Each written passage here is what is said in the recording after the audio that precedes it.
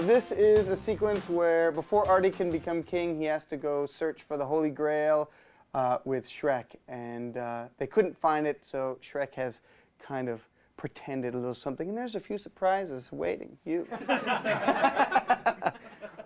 So they were camping out the scene before, and we see Artie alone sleeping in the field as the sun rises. And then he's all sleeping, and you hear Guinevere's voice off screen. Artie, Artie, Guinevere. He opens his eyes and he sees the vision of Guinevere. Artie, what are you doing? Let's get out of here. You mean it? Just you and me? Who else, kid? Now come on, we gotta go. And he walks away, and he rubs his eyes. Huh? Shrek comes back in. The Grail, Artie! I found the cave! Now rise and shine! Rise and shine! You don't want so schmancy pants to get there first, do you? No, but they were already ahead of us. Not anymore. But where's Puss and Donkey as he runs to catch up? Shrek walking. Puss and Donkey. Puss and Donkey walking. Oh, they're up ahead, scutting about like they normally do. It's just normal, totally normal.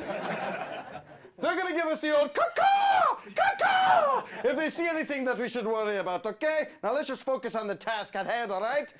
Sure, yeah, but we were lost. How'd you find it? And then Shrek walks up to a big shrub, parts the leaves. Luck's on our side, kid.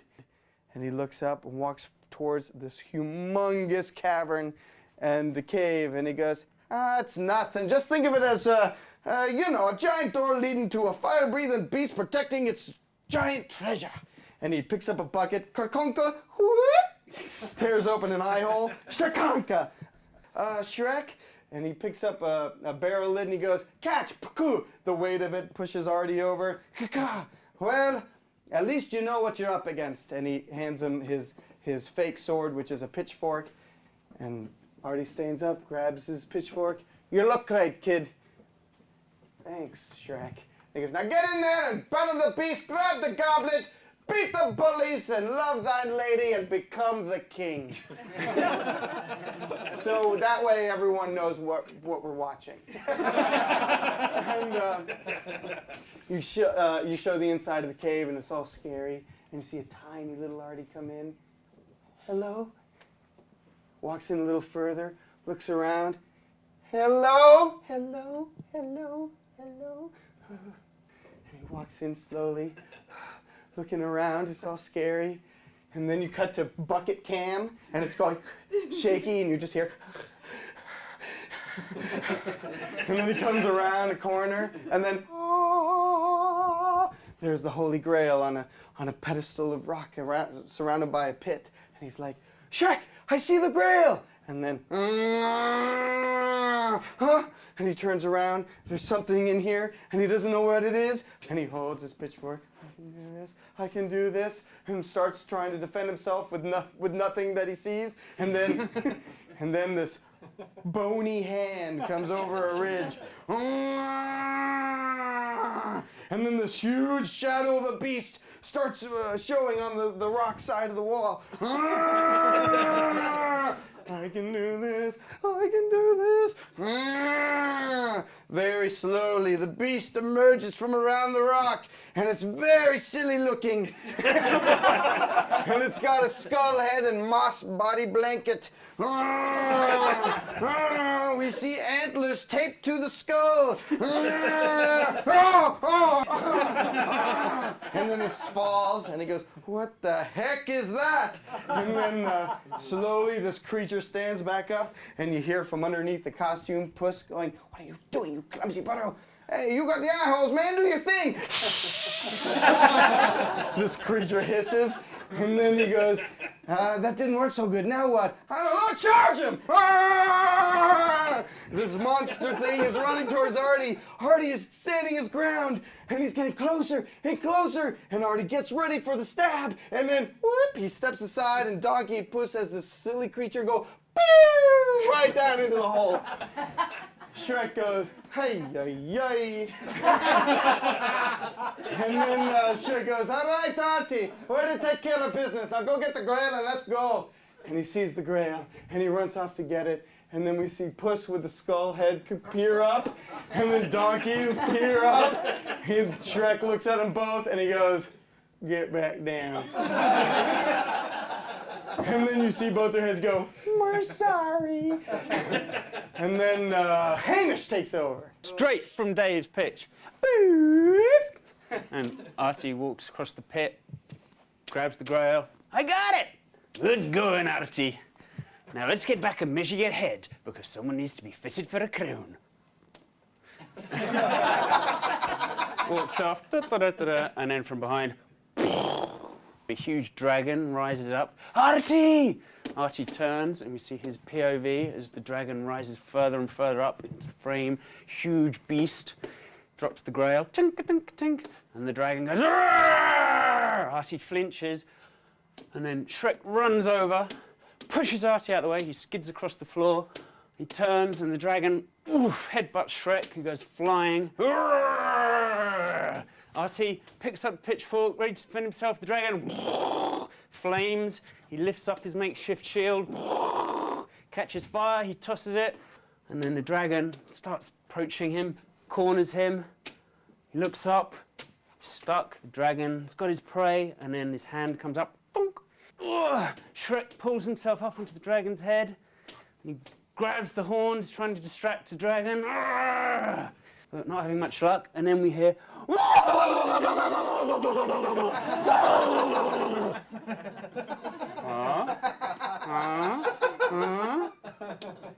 Pause. Dragon looks, and then.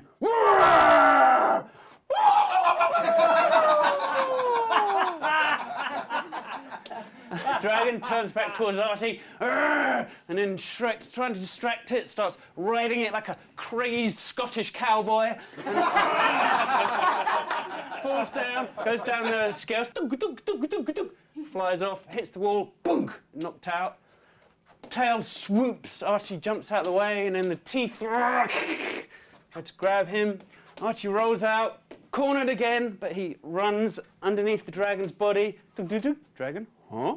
And he runs up the dragon escalator, up his back, and the dragon turns, but he can't get Artie. He's biting and backing into him, stalagmitey-tighty thingies. Huh?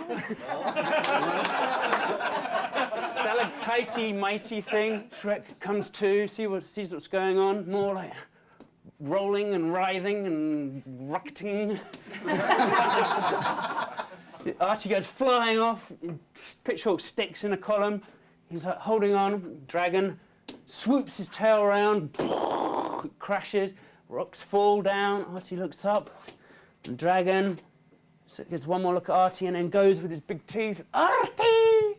And then he goes, pulls himself out, and the dragon into the column, which collapses, rocks fall, smoke clears, and Gingy and Pinocchio are dead. Oh no, dragon is dead. Shrek looks. Artie sees the grail where he dropped it, picks it up. The Puss and Donkey remove their costume.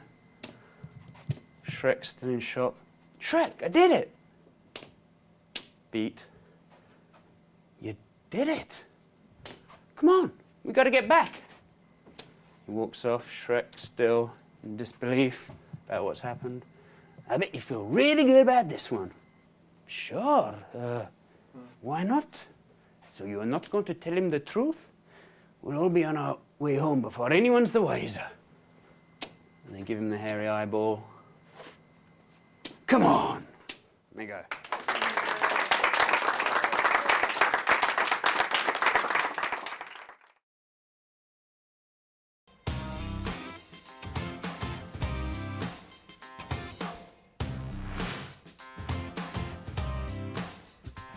This is a day in the life at Worcestershire High. Artie at the cafeteria, where he runs into a lot of the other people who are important in his life today. So here we go. Start on the little cafeteria sign. Today's gruel, cream of tripe. The sad faces, moving board down the line. Artie comes into view, looks down at his tray. It's the first slop into the bowl, all the entrails and gruel. A leg of mutton, plop. a roasted capon, plop. Yet more humble fare, plop. Ladle in.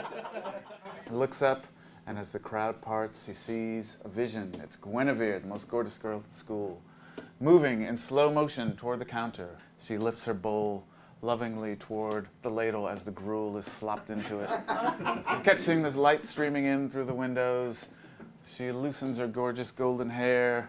Artie's besmitten. Even her feet are gorgeous as the gruel rains down, and the rats frolic through in slow motion like a fantasy. The chickens fly out from the background, and their feathers form a curtain of love in the sun. Guinevere walks up toward Artie, still in slow motion, until, oh, hey, Artie. Artie's still in dreamland. Guinevere, look. Guinevere, we're in the same alchemy class? Whatever. Okay, well, I guess I'll see you around. Oh, boy, what a loser. Walks away. Artie's lost his big chance once again. He's only got his gruel now. And he bumps right into Lancelot. If I were Guinevere, I'd get a dork restraining order. Oh, hey, Lance. Artie tries to back away only to run into Bohort and Gawain. They take his tray. This has happened before. You better stop messing with me, worm. This is your final warning, Artie. Yeah, that will make it the last one.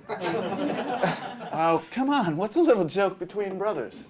You're not my brother. You're just some kid my parents took pity on. Whatever.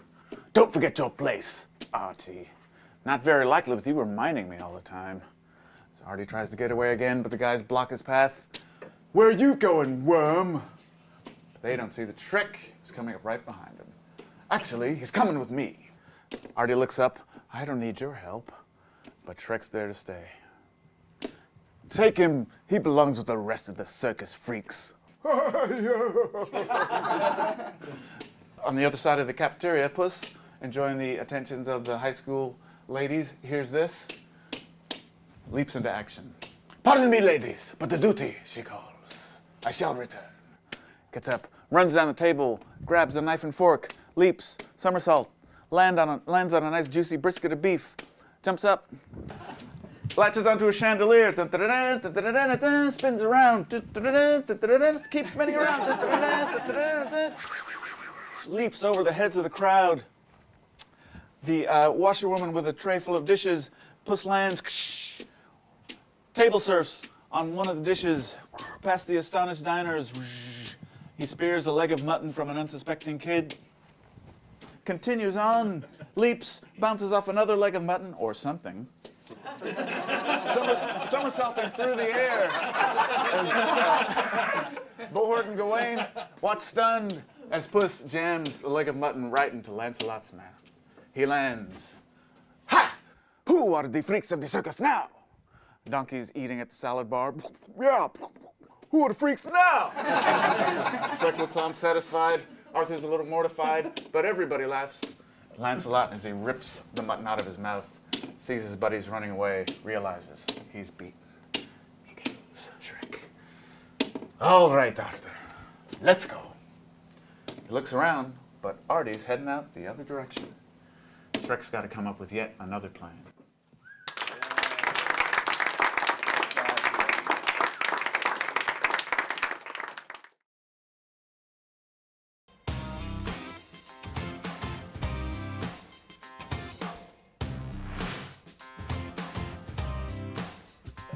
So this is a sequence where Artie refuses to be king, so Shrek and the guys are stalking him.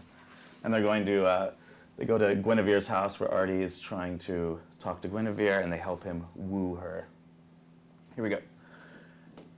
Medieval neighborhood. Shrek and the guys peek out from behind a tree. Donkey falls. We see Artie behind a bush looking up at a silhouette in the balcony.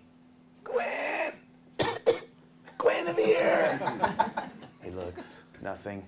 Looks over to this rock. Shrek watches. Sees a smaller rock, picks it up. Cut inside to Guinevere's painting her toenails. I want to feel the heat with somebody. Bang! Ow! She walks out. Who's throwing rocks? Artie ducks behind the bush. Okay, I just saw you jump behind the bush. I have mace. He's hiding behind the bush. Well, how's it going, Romeo? Ooh, somebody's in love. Shh. Here, Guinevere. Hello. Artie looks. Shrek pushes him out from the bush. Whoosh. Artie? Hi, Gwen. I was just passing by and whew. Puss calls out, you must compare it to a summer day, although when there is neither too hot nor too humid. It's summer and you're hot? Oh wait, you're not hot. I mean you are, but not like that. Thank you, I think. You are tastier than huevos rancheros. Excuse me? Huevos rancheros. Yeah, my allergies are acting up. Oh man. Just tell her what you came here to say. Artie's a little upset. Thinks about it, looks back up.